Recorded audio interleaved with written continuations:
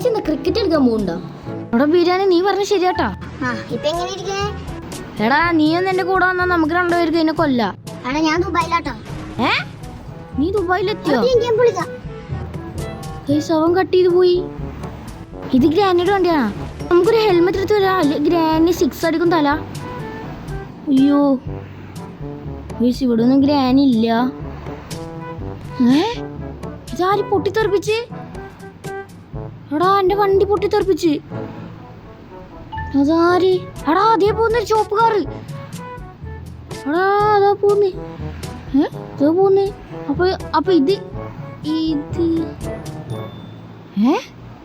ഇത് കത്തി.